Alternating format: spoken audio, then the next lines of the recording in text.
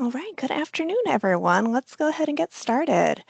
Welcome to PHRC's Fair Housing and Power Hour program this afternoon. I do want to let you know that we are recording this session, and I did put a recording note in the chat. And I'm just going to read that for us. It is against the law in Pennsylvania to record oral conversations without the permission of folks involved in most circumstances, and this session is being recorded for training and/or record-keeping purposes. By participating in this session, you are consenting to the recording, retention, and use of this session. At any time, if you have a question or a comment, feel free to place that in the chat and we will respond to you as soon as possible. If you would like to ask your question or to comment verbally, please note that by doing so, you are consenting to the recording, retention, and use of your statements recorded as part of the session. If you have any questions, please let us know. But thank you all for joining us for our session today on Beyond the Basics, Fair Housing Challenges Facing LGBTQ plus Communities. Today we are hosting our guest presenter, Mon Kramer, who is the president of the Eastern Pennsylvania chapter of the LGBTQ plus Real Estate Alliance. My name is Brittany Mellinger. I am the Director of Fair Housing and Commercial Property at the Pennsylvania Human Relations Commission. Before I do a full introduction to Mon and let them take over the show, I'd like to just share a little bit of background on PHRC's housing work. So we all have the right to fair housing in Pennsylvania. Our fair housing laws and protections are incredibly important to make sure that we all have access and opportunity to fair housing. As we are commemorating Fair Housing Month in April, as we do every year, we always like to focus on this. But this session is not going to be specific legal advice. This is an educational session in nature. For those of you who are not familiar with the Pennsylvania Human Relations Commission, we are the state's leading civil rights enforcement agency in Pennsylvania, and we exist to ensure that Pennsylvanians can live, work, and learn free from unlawful discrimination. So we do this by enforcing Pennsylvania's non-discrimination laws, which include both the Pennsylvania Human Relations Act as well as the Pennsylvania Fair Educational Opportunities Act. We also actively work to promote equal opportunity for all in Pennsylvania through trainings, through events, through our advisory councils, and other initiatives. Our focus today is going to be squarely on housing, but we do more than housing at PHRC. Under the Pennsylvania Human Relations Act, our coverage also includes employment, commercial properties, public accommodations, and primary and secondary education. And then under the Fair Educational Opportunities Act, that also covers post-secondary education as well, such as colleges and trade schools. I mentioned our fair housing protections just a minute ago, and our fair housing laws establish protected classes in housing, groups of folks that have protections in their housing. So under our state law, that includes race, color, national origin, ancestry, age 40 and above, familial status, sex, religion, and disability, as well as the use, handling, and training of support animals for disability. Under regulations that PHRC passed in 2023, the protected class of sex is defined to include pregnancy status, childbirth status, breastfeeding status, sex assigned at birth, gender identity or expression, affectional or sexual orientation, as well as differences in sex development. So folks have expansive protections in their housing based on the protected class of sex. And that protects folks against discriminatory actions such as discriminatory statements or inquiries, steering to specific housing or neighborhood based on someone's identity, refusal to sell, lease, or finance housing, unfair appraisals of the value of a home, predatory lending practices, discriminatory terms or conditions in the sale or rental of housing, as well as housing-related transactions, unequal provision of services and facilities in housing, sexual harassment in housing, as well as refusal to provide reasonable accommodations and modifications for individuals with disabilities. And as we're talking about our fair housing goal protections, I always like to keep in mind our goals. So ending housing discrimination, making sure that no one is kept out of housing opportunities because of their identity, as well as promoting diverse, inclusive communities, known as affirmatively furthering fair housing. So if you've attended one of these Fair Housing and Power Hour sessions in the past, you'll know that our format is typically a PHRC staff person presenting on a fair housing topic. In 2026, we are shaking things up a little bit. In February, we released an updated version of our white paper, The State of Fair Housing in the Commonwealth of Pennsylvania. I'll put that link in the chat in just a minute. But as we're seeking to advance the goals of fair housing, we're taking a broader look at housing opportunities in Pennsylvania from a fair housing lens. So looking at how our housing shortfalls and inadequacies impact individuals in protected classes, and what actions we all can take to expand fair housing opportunities. So over the course of the next year, we're inviting a series of speakers to join us for this session or these series to go into greater depth about groups of folks in Pennsylvania at risk of discrimination and specific issues and concerns that impact access and opportunity to housing. A significant area of focus at PHRC has been protections based on sex that we established through those 2023 regulations, which ensure that LGBTQ plus Pennsylvanians can file a complaint at PHRC if they believe they experienced discrimination. So as we commemorate Fair Housing Month this April, as we do every year, we invited Mon to join us for this month's Fair Housing and Power Hour session and to do a deep dive on the topic with us. So Mon Kramer, they, them, is a real estate broker and fair housing advocate in Pennsylvania, where they've built a career focused on creating inclusive, affirmative spaces for clients of all genders, sexualities, and family structures. Since founding Move with Pride in 2022, Mon has helped clients build and sell homes with confidence and security.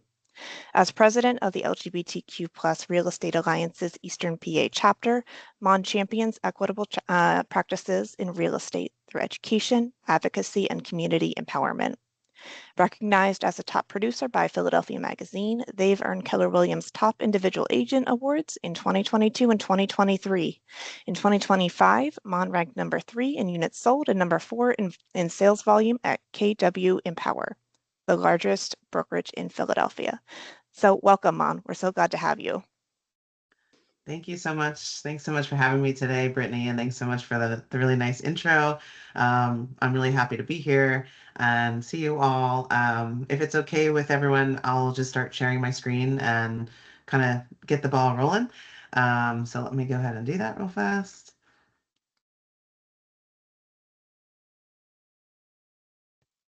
All right. Everyone should be able to see now, I believe. Yep, it looks great. Great. Okay, so just a little bit about me. Thanks so much for being here. First off, I know we're all busy. April's Fair Housing Month and it's spring market, and I'm not sure what areas of housing, the housing industry everyone is involved with. I'm on the real estate aspect. So I just wanted to do a little bit of intro about me. My pronouns are they, them. Also put them in my signature in case you ever need to talk about me. You can use the right pronouns. A little bit about me that Brittany mentioned. I've been in real estate since 2018, but in 2022, I did found Move with Pride. It's an LLC. I run a very small business at the Keller Williams Empower Brokerage in Philadelphia. And I became a real estate broker just 2 years ago. I got my broker's license. I'm consistently one of the top 5 agents in my office, and particularly the only queer and trans person in those lists. And I don't take that lightly at all. Personally, I live in South Philly with my partner. I'm vegan. I love weightlifting. That's a little bit about me. But you can find me on Instagram at Move with Pride if you ever want to check me out. I'm also happy to share my contact information for any future questions down the line. Most importantly, before we dive into what we're here to talk about today, our topic of barriers to homeownership for LGBTQ plus folks, I just want to assure that this is a safe space for everyone. I always say to my colleagues, whoever, I am someone who is queer and trans, and I want y'all to feel comfortable to ask me questions, even if you might be nervous to ask them. We're all here to learn. I'm here, I also give you grace. We all make mistakes from time to time. So if you have any questions, please don't hesitate to reach out either in the chat at the end of this presentation, or I'm happy to chat one-on-one. But just want to put that out there that it is a safe space here, and I'm here to help everyone to grow and learn. So let's dive in. As Brittany mentioned, April is Fair Housing Month. So I'd like to start off with talking about some discrimination issues that the LGBTQ plus community face. There are tons of barriers to housing, but in general, just being queer or trans under that LGBTQ plus umbrella, that identity still creates a lot of vulnerability in housing. We often face discrimination from landlords. So this isn't just about buying and selling, this is for rentals too. My partner also is my teammate, my colleague. So we are on the same team, and she works with all of our rental clients. And we see a lot of stuff on a daily basis. We are constantly advocating for clients in the rental, process as well. But there is a lot of discrimination, a lot of unconscious bias that comes from landlords, sellers, or neighbors, sometimes even lenders in the process. I think trans and non-binary clients tend to face more challenges or additional challenges here. We'll talk about misgendering. If anyone is unfamiliar with that, misgendering could be you use the wrong name for someone or potentially the wrong pronouns for someone. I personally get misgendered a lot in the process, sometimes by fellow colleagues, sometimes by other folks in the industry, a title agent, a home inspector. A co-op agent on the other side of a deal. And so that happens frequently, especially when you don't know the pronouns of all folks involved in the transaction. People tend to make assumptions about that. So that is part of it. And while it is not, illegal to misgender someone, it can be harmful to that person and very hurtful. And so I think it's just important to be aware that we don't know everyone's pronouns unless we ask or we see them in an email signature or otherwise shared. Sometimes we come across some ID or legal name issues. I personally work with a lot of clients who have a different legal name than the name that they go by in person. And anytime I work with a client in that situation, I usually notify all parties that I know will be involved and give a heads up to people in that transaction and say, hey, I just want to let you know my client's this, but you're going to see a different name on their ID or any type of identity documentation that comes through, just to give people a heads up. And by doing that extra step, it really helps just make the process smoother. It helps clients feel more supported and affirmed in this process. We all know real estate historically, it has been a discriminatory industry in the past. We still see issues today. Is definitely not perfect, but the more we're aware of our language and how to be respectful to one another, the better overall it's going to be. Um, Otherwise, clients can feel some discomfort and hostility during showings. It could be for a rental, it could be for a house in a certain neighborhood. Maybe certain LGBTQ plus clients might see a sign in a window or a flag in the front yard or a political sign that might have some type of impact to them that can make them feel uncomfortable in the process. So these are all issues that we see that I personally see on a daily basis in the Philly area and the surrounding suburbs. And lastly, I want to talk about this bullet point here that LGBTQ plus people still worry about safety and community acceptance, not just affordability. So yes, of course, the LGBTQ plus homeownership rate is 49.8%, which definitely lags behind the national average, which is 65.1%. So there definitely is a disparity between straight folks and LGBTQ plus folks as far as that gap goes. But I want to talk about not just affordability, is the safety aspect. And safety is difficult as a realtor to discuss because you have to, you're teetering on the lines of, you don't want to steer, you don't want to, cause any discrimination in that process. So it is a fine line to walk, but it is important that everyone feels safe in the process, and that safety looks different for everyone. Um, but fear of discrimination is real, and I will touch base on this as well. But as the president of the LGBTQ Real Estate Alliance chapter for Eastern PA, every year the Real Estate Alliance puts out a report, an annual report with all kinds of statistics and things, not just for our members, but also clients. And they take polls from different national places, some universities they'll take polls from, and just get those statistics. And so fear of discrimination is now one of the top barriers to buying a home in the LGBTQ plus community. It is not just affordability. That fear of discrimination has almost doubled since 2022.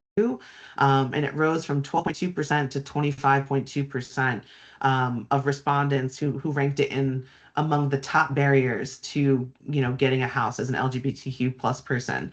So I do want to highlight that this is a very important bullet point.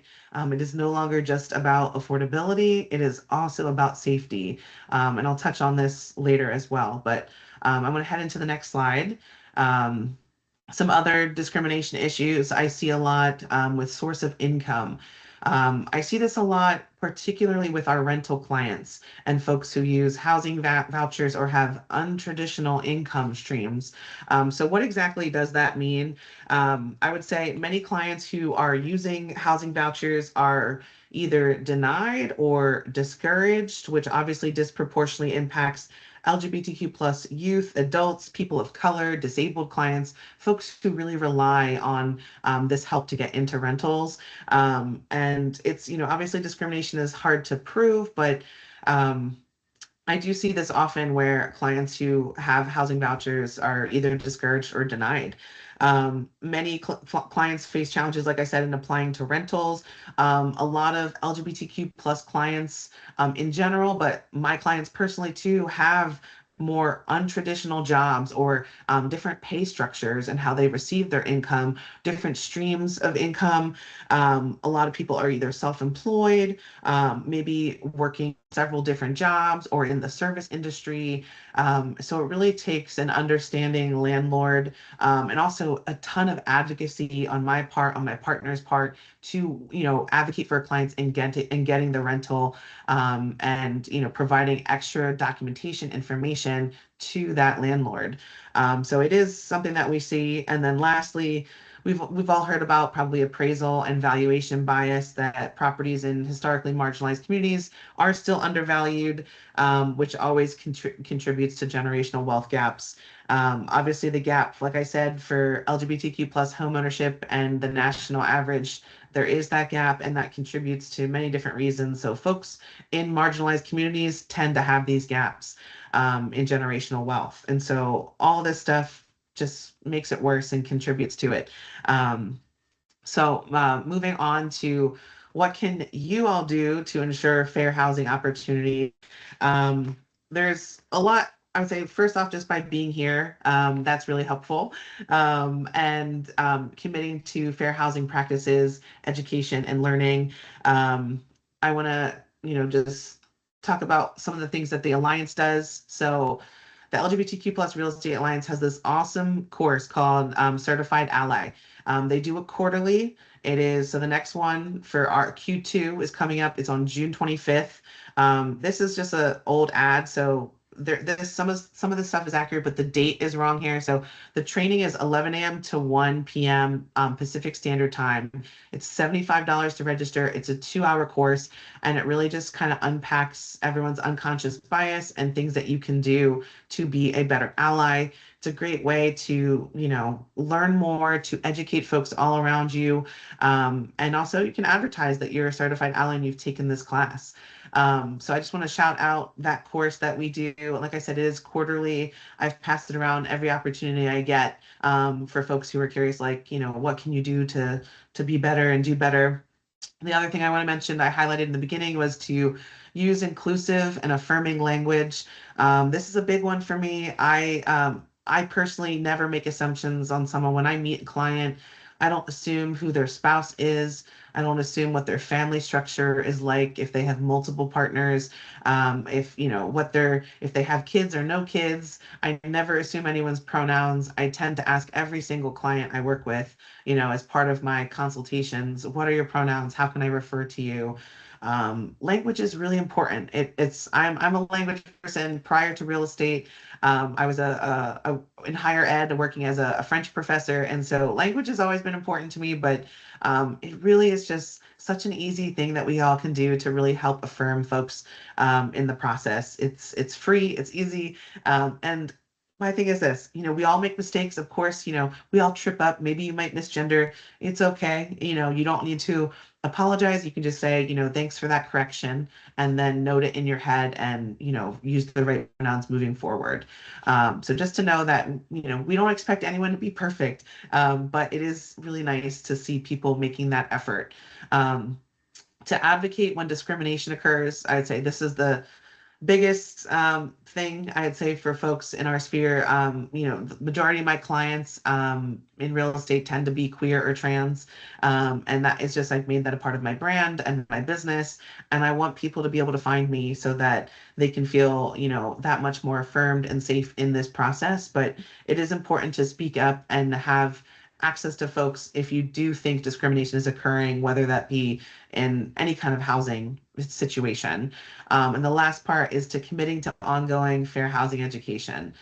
Just by being here, I really appreciate you showing up and just taking this little time out of your day to learn a little bit more. The Certified Ally class is excellent. And if there's anything else for fair housing stuff, I'm always about it, especially, not just in the month of April, of course. We always say this too in the queer community. It's not just about Pride Month in June. It is 365 days a year, like keep learning, commit to that ongoing learning and that education. Um, and then last but not least, what changes would expand opportunity in housing? This is just stuff that I came up with. Increasing access to affordable housing is super important. Continuing to fund grant programs that provide grant monies to folks who qualify for it to get into home ownership. I'd say Philly area has really great grant programs in general, but continuing to fund those, especially in the wake of an administration that is cutting federal funding and all kinds of DEI initiatives, it's going to be more important now than ever. Stronger enforcement of existing fair housing laws, that is on a federal level, but also on a state level too, and that's Brittany's expertise with PHRC. So explicit protections for LGBTQ plus people nationwide. I know Brittany mentioned in the beginning that Pennsylvania has expanded those laws under sex back in 2023, which has been amazing, but this is not the case for all states across the country. Um, I have colleagues, I have not just colleagues, I have relocated people here from other states in this country where whether it's parents of queer kids who are quite literally fleeing their home to get access to health care, to gender affirming care, to be in an area where they are more accepted, feel safer with the local laws and state laws. We're seeing huge migration trends in the queer community. And it's been ongoing now for several years, but it's happening more and more now, and it's that much more important to figure out what is your role in that, how can you help, et cetera. So I do want to know that Pennsylvania, we do have extra opportunities that a lot of other states don't have. That sex class, that protection, we call it SOGI, which is sexual orientation, gender identity. SOGI is not protected under sex in all states, to my knowledge. So that is still an issue on the federal level. Lastly, we need to collect better housing data on discrimination patterns. LGBTQ plus populations, a lot of people respondents just straight up don't respond. We're often undercounted. There's still such little national data on trans folks. It's just a different, it's going to take some time. And also a lot of people don't report, like, they decide to opt out of responding for fear of safety, or where they're living, or their own consideration. So that's just a little bit about what I'd like to see happen in housing. I mentioned a couple other things too that I meant about statistics and things in the LGBTQ plus community, but I did want to read a couple of stats too that are, currently happening going on that um, many LGBTQ plus adults expect negative impacts from current policies. This comes from the data that the annual report that the LGBTQ plus Real Estate Alliance puts out. And 78% believe that trans folks will be negatively affected. And with, there's tons of anti-trans laws going on a national level, and they do kind of trickle down. It's a scary time to be and identify as LGBTQ plus, especially as a trans person. It directly impacts me and also the majority of my clients. So this is very much an issue that hits close to home. And that is when it's strongly tied to your safety, it's very concerning. But I would say relocation trends that I mentioned about folks relocating from different states that are, less safe, relocating to a state that is considered more safe for them. We are seeing those relocation trends jump as far as percentages go. I think we're going to continue to see it. I see it with my colleagues. I have personally helped other families leave other states to relocate to PA, to specifically to Philadelphia.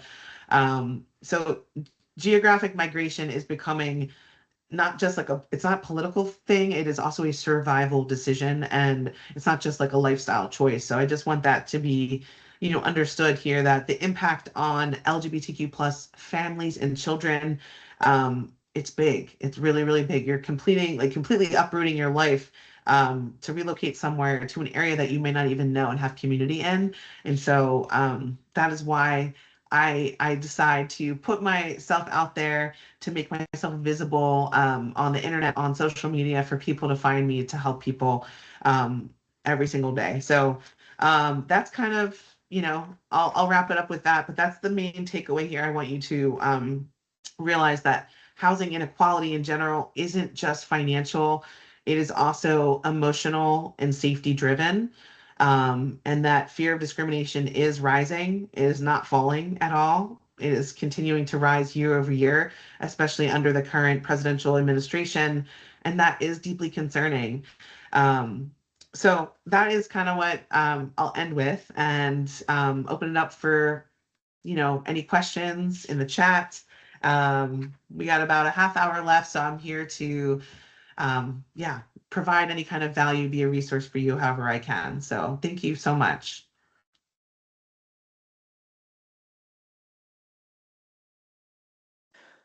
Mon, thank you so much for that fantastic presentation and for your advocacy in this space.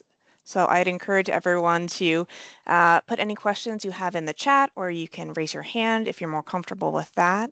Would love to be able to use this time to answer any questions you have. Director Goodenow, I am going to unmute you so you can ask your question.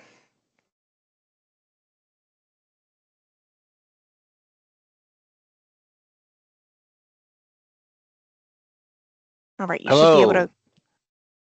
Hey, can you hear me now? Yes. Thank you so much, Mon. I really appreciate what you shared here today, and I have a lot of questions, some of which I think I would just love to talk to you offline about. One that you mentioned as a landlord in my past, I've had the extremely difficult experience of having to ask questions and deal with the language and identity problem you spoke about earlier. I can honestly tell you I've never felt so mortified in my life asking another human being these questions. Is there a legislative way to address that so that that goes away? Because it was awful, and I never want to put somebody else through that, and I never want to have to go through that again. Yeah, Not that I I can mean, do anything myself, but I'm just wondering, are there legislative solutions to that? legislative solutions, I don't know. Maybe Brittany might have more insight into that, but I am curious, I will say, when I have a client that is, if this is for a rental and they're applying and I know who they are and their identity, um, there are certain questions I think that are acceptable that a landlord can ask, but I don't think, some information is important. Like I don't think we need to know people's sexual orientations, who their partners are. Whoever is on the lease and living in the property, of course, that information will be, on the application on the lease, but we don't need to know additional things. But as far as asking for someone's pronouns, that's the most respectful thing you can do. It is, very normal to ask this. It's you don't want to misgender someone, and I feel like it will show by you asking what someone else's pronouns are.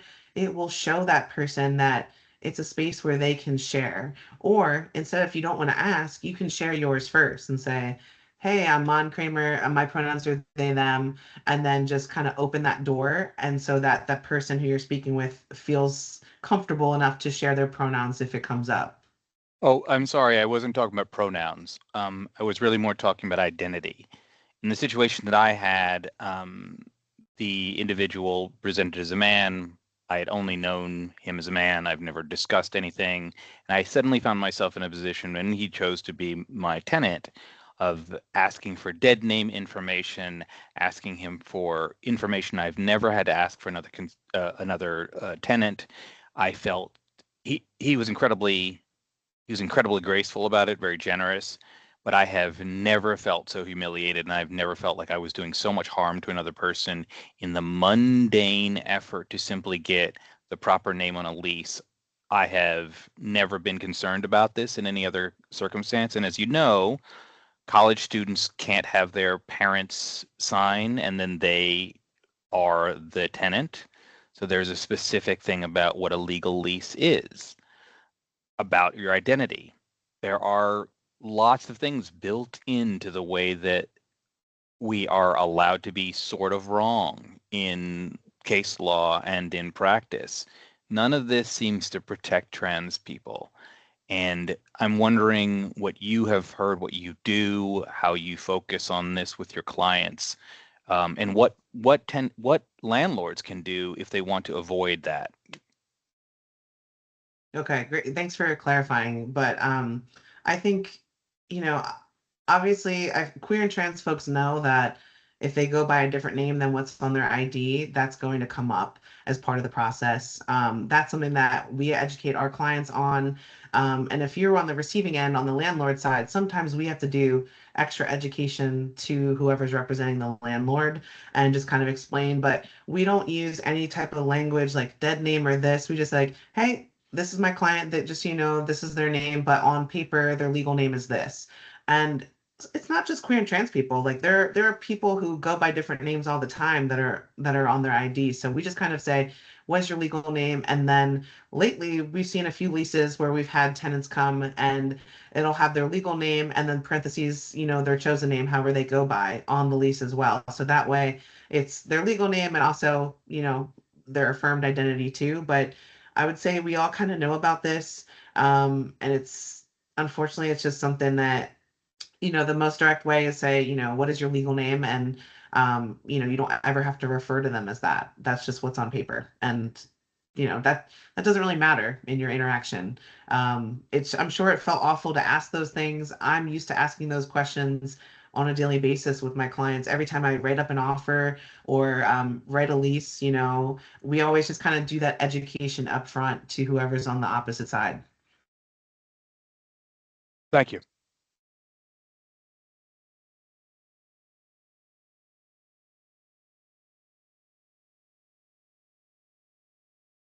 Anyone else have questions? I mean, I have more. I just don't want to be the only person asking questions. Well, no one else raised their hand, right? I Okay, don't well, see. okay, go ahead. I'll ask a quick question, then I'll turn it back over to you, Director Goodnow.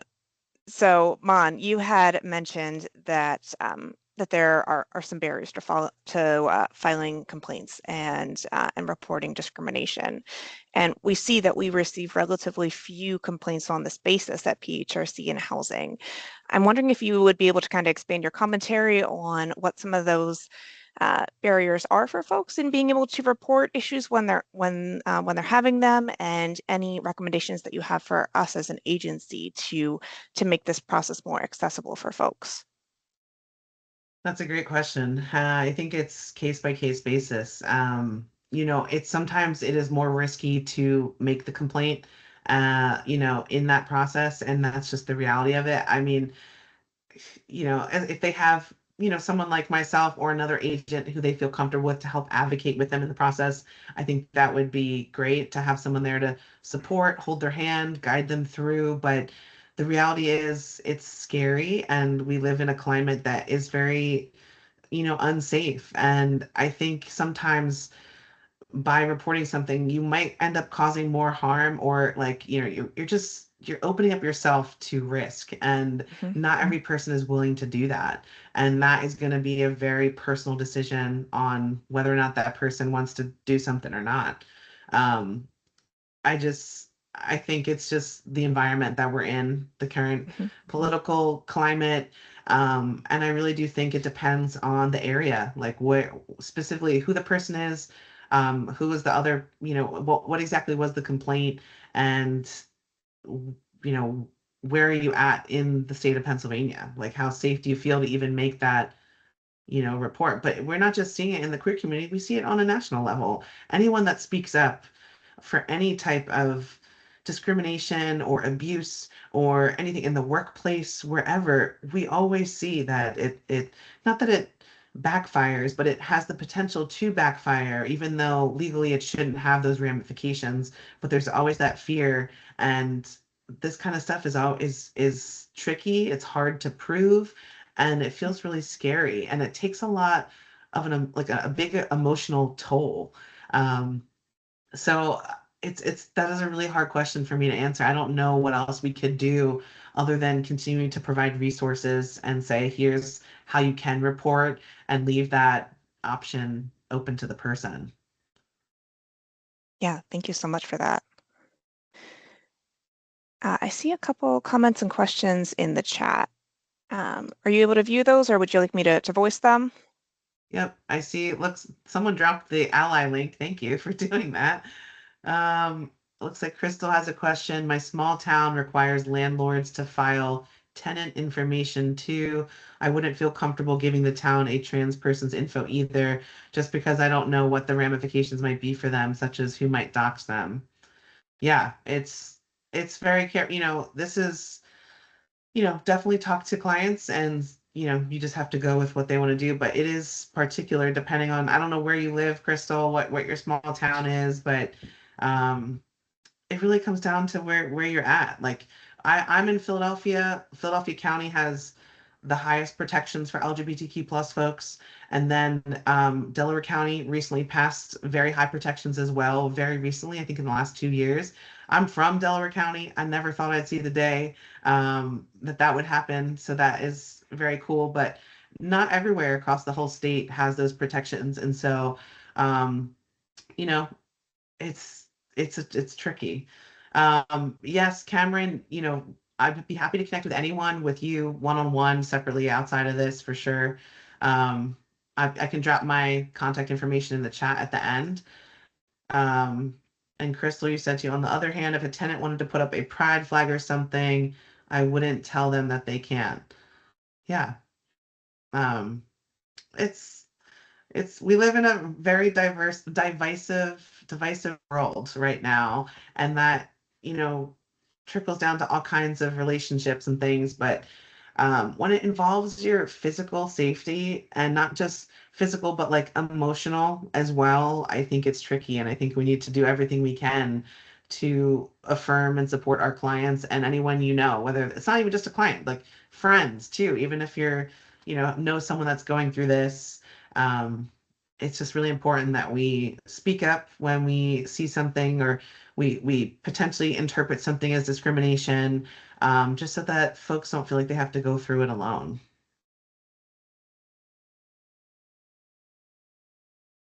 Yeah, absolutely. All right, it looks like we've gotten through the questions and comments in the chat. So Director Goodnow, I'm going to pass it back to you for any other questions you might have. Okay, let me Am I on still? Yep. Am I okay? Mon, I have a question. You actually started answering it, so thank you very much for what you just said. I have to dance around this a bit because this is um, very specific. A colleague of mine is uh, a leader in our neighborhood and a significant leader in Philadelphia in the trans community, and has expressed concern about funding for organizations that support trans rights. And the fear this person has shared is apparently a broad issue. As the director of enforcement, I want to be present in this environment, but there seems to be no clear, safe way to engage because of what you've described. Genuine fear of repercussions, retribution at every level of government, regardless of party or anything. And as a person whose career is about enforcement, that leaves me with concerns about what help might look like. So I appreciate I really appreciate your response. It may have answered my question to the best of your ability, but I'm curious if there's more that is available for us who watch this space professionally. The laws are on the books, we're here, but I'm not sure if we are able to do more than be here without causing harm. Thank you again. Yeah, that's a really good question. I don't know of anything more that we'd be able to do that you'd be able to do in that case. I think it's similar to what, Crystal said in the chat that um, I think it depends on who you're helping and who the person is and what their comfort level is about trying to either speak up or do something else or advocate in a different way. I think always checking with that person first is what I would do, but otherwise I don't think that there's anything else you can do, but I think by showing up and at least being like, an ally, vocal support that you're here to help whatever needs to happen, I think that is good enough. I mean, we're at the point like we need as many allies as we can get. So please, continue to show up and support. We will take it, even if it doesn't feel like you're directly helping or impacting, just by having a conversation or letting that person know, hey, like, I care about you. I care about this. I want to support however I can. Let me know how I can help. And or just asking like, how can I best support you, at this time or in this role or with this fundraiser, this project. I know it sounds like it's minimal, but that is kind of big right now just by showing up and giving us support.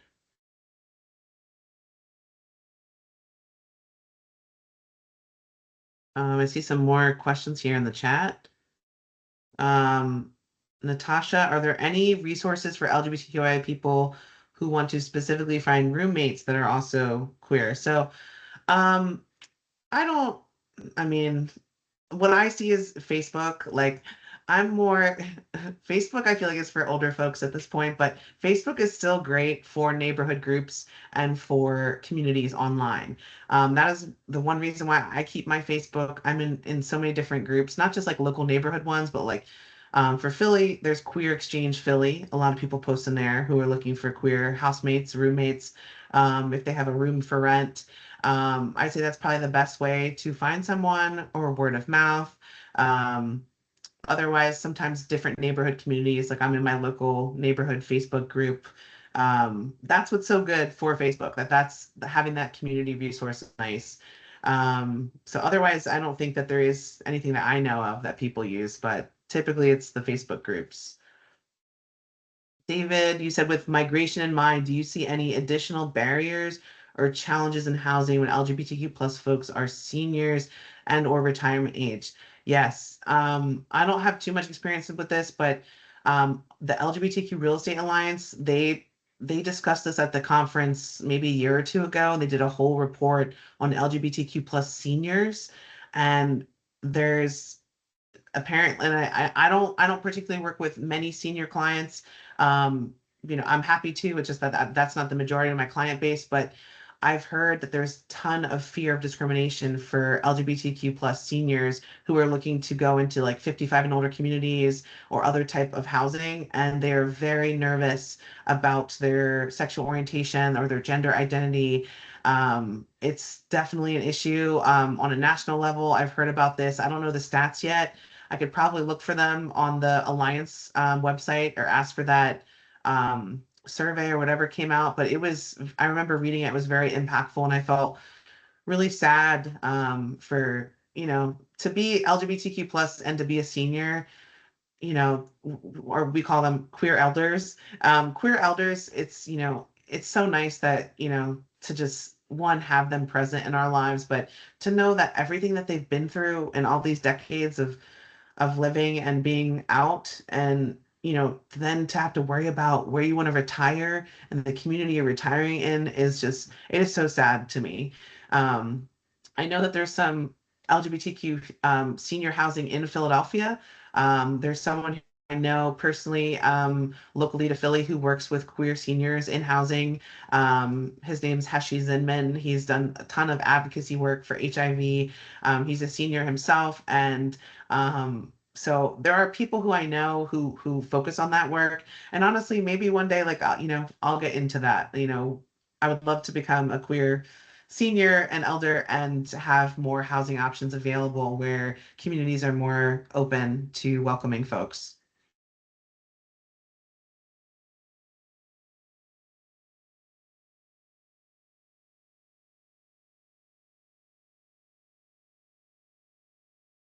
All right, I think we've gotten all the questions in the chat.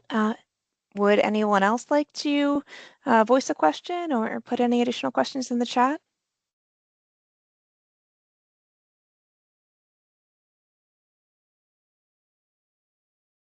While we're giving an extra minute for any last questions, I do want to highlight that we will be having another Fair Housing and Power Hour session next month. It'll be on Wednesday, May 27th, and we will be looking into utilities. That's a hot topic these days with a lot of the change around energy and utilities. So we will have Lauren Berman joining us from the Pennsylvania Utility Law Project to talk about resources and how to navigate utility issues in housing. So as soon as we have a flyer for that, we will get that out to you as well. And we will also send out the recording for this session in case you want to share this with any colleagues or partners or anyone else that may want to join this view this session. But Mon, I would like to thank you so much for joining us today, for sharing your perspective and this information. This was really, really valuable, and I really appreciate your time today on such a busy month. Yeah, thank you so much for having me, Brittany. It, means a lot just to have the invitation. And thank you so much to like the 30 people here just showing up and just caring about this. Really means a lot to me. I don't know if I know anyone here, if anyone here knows me, but I'm happy to always be a resource. Please reach out if you ever have any questions on a personal level, professional level, whatever. I'm here to help. And yeah, thank you all so much. Really appreciate y'all. All right. Thanks, Mon. Thank you, everyone. I hope you have a great rest of your day. Take care.